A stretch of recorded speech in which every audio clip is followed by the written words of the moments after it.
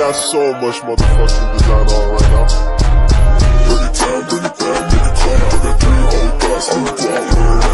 Bitches on my line, and you know.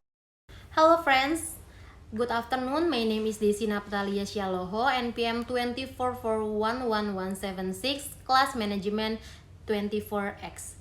Here I will talk about sexual violence. Kekerasan seksual. Apa sih pengertian kekerasan seksual tersebut? Kekerasan seksual adalah setiap perbuatan merendahkan, menghina, atau melecehkan dan menyerang tubuh seseorang yang menyebabkan seseorang memiliki trauma, bahkan menderita psikolog dan fisik. Bentuk-bentuk kekerasan seksual. Ada pelecehan seksual secara verbal, yaitu melalui perkataan dan hinaan. Pelecehan fisik, yaitu menyebabkan luka bagi seseorang. Eksploitasi seksual, yaitu untuk menguntungkan secara pribadi, mempamaksaan hubungan seksual, intimidasi seksual, dan ancaman sehingga orang itu dipaksa untuk melakukan kekerasan seksual. Pelecehan secara daring atau cyber sexual harassment, yaitu penyebaran, diancam melalui penyebaran video atau foto korban. Beberapa contoh kasus kekerasan seksual yang ada di Indonesia.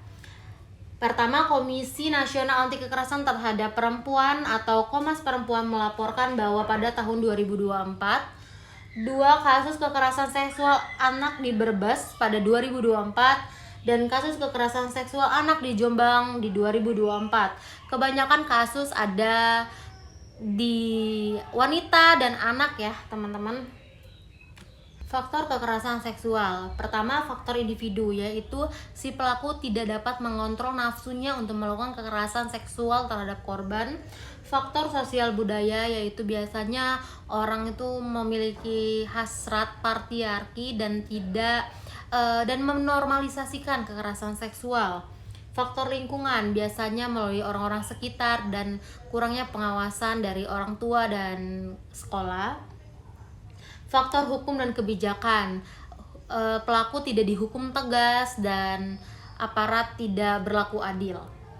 Faktor ekonomi, biasanya si korban ini mengalami faktor kemiskinan sehingga mudah sekali untuk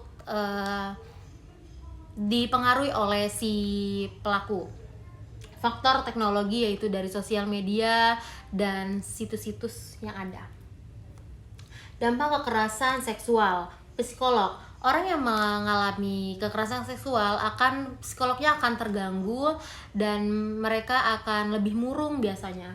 Fisik, kalau mereka dilakukan secara fisik, mereka akan mengalami lebam-lebam, bahkan ada yang terjadi kehamilan.